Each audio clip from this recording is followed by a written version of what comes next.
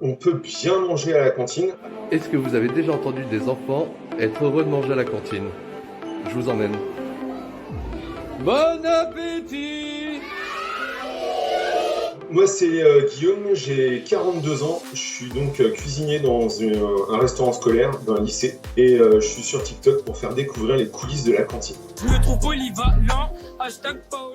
Alors voilà, la journée type d'un cantinier, c'est simple, on commence à 6h du matin, on finit en général à 15h. On commence toujours par les légumes, préparer les légumes, les éplucher.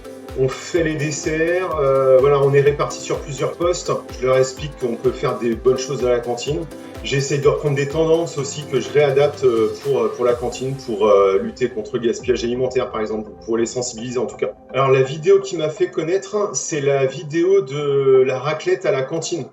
Donc on a fait une raclette à la cantine, j'ai montré comment on faisait une raclette à la cantine sans appareil à raclette et ça a fait 1 million de vues très rapidement.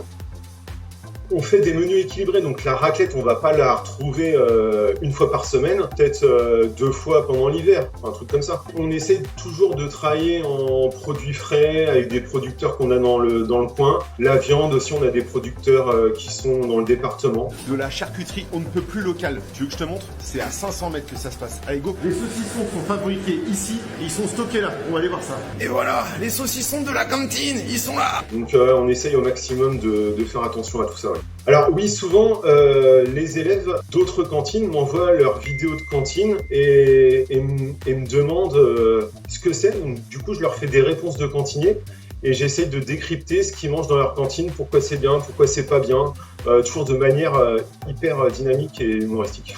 Elle est dure et elle est sèche. Et ça, le pain. Regardez, on peut faire de la musique avec.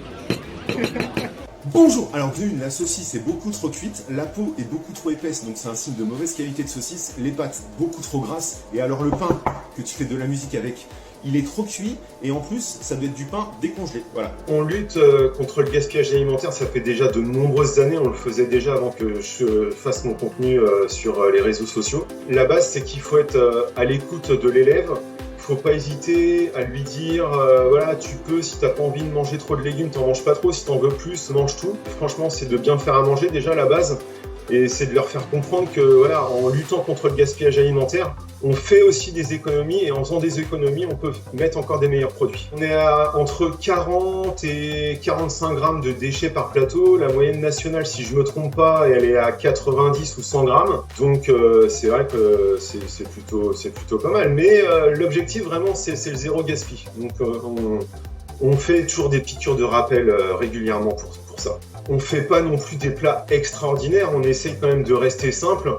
Mais c'est vrai, des fois, on va leur faire des tacos, des burgers maison, des choses comme ça, des kebabs maison. Ce genre de plat, une carbonade aussi flamande, c'est un peu le bœuf bourguignon belge.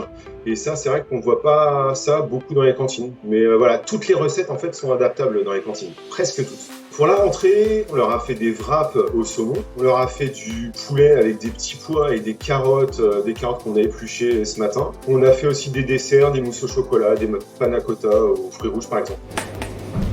Bonjour! Aujourd'hui, pour la rentrée des secondes, c'est mousse au chocolat. Bon appétit! Bon appétit! Bon appétit! On fait notre métier avec passion et on essaye de reproduire ce qu'on sait faire de mieux chez nous, tout simplement.